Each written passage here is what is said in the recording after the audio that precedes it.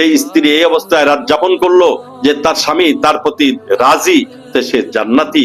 আর যে মহিলা এই অবস্থায় রাত যাপন করলো যে স্বামী তার প্রতি নারাজ, ওই মহিলা জাহান্নামী।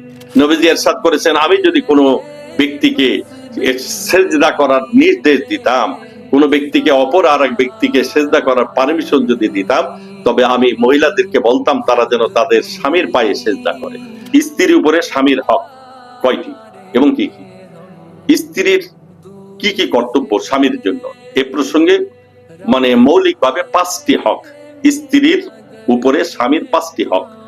1 নম্বর হলো স্বামীর আনুগত্য করা, স্বামীর অবাধ্য না হওয়া, স্বামীর কথা মেনে চলা, স্বামীর প্রতি শ্রদ্ধাশীল হওয়া।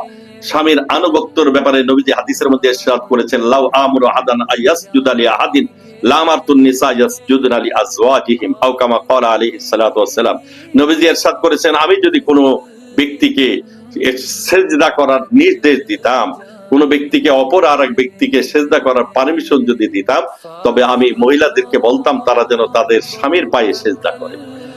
কতটা নবীজি সাল্লাল্লাহু আলাইহি সাল্লাম স্বামীর প্রতি শ্রদ্ধাশীল হওয়ার কথা বা বলেছেন, নারী সম্প্রদায়কে স্বামীর প্রতি কতটা শ্রদ্ধার কথা, কতটা আনুগত্যের কথা বলেছেন।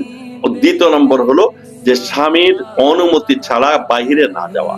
অনেক মায়েরা বোনেরা আছে যারা স্বামীর পারমিশন ছাড়াই বিভিন্ন জায়গায় চলে যায়। অনেকে পীর সাহেবের দরবারে চলে যায়, স্বামীর অনুমতি তোয়াক্কা করে না। স্বামীর অনুমতি ছাড়া ঘর থেকে বাইর হওয়ার ইজাজত নাই। যদি স্বামী বিদেশে থাকে আর এক্ষেত্রে যদি স্ত্রীকে পারমিশন দিয়ে থাকে, জরুরি কেনাকাটা তুমি করতে পারবে। এক্ষেত্রে অন্যত্র গেলে কেনাকাটা ছাড়া অন্য কোথাও যদি এলাকার বাইরে যায়, তার স্বামীর সাথে অনুমতি নিতে হবে, অনুমতি ছাড়া বাইরে যাওয়া যাবে না। 3 নম্বর স্বামীর সম্পদ সংরক্ষণ, স্বামীর সন্তানাদি, স্বামীর পক্ষ থেকে সন্তানাদির প্রতি যত্নবান হওয়া। তার সম্পদ এটা স্ত্রীর কাছে আমানত। সেজন্য নবীজি সাল্লাল্লাহু আলাইহি ওয়াসাল্লাম ইরশাদ করেছেন, আলা কুল্লুকুম রাঈন ওয়া কুল্লুকুম মাসউলুন আন রিআয়াতি। তোমরা প্রত্যেকে নেতা, তোমাদের অধীনস্থে যারা আছে এদের সম্পর্কে তোমরা জিজ্ঞাসিত হবে।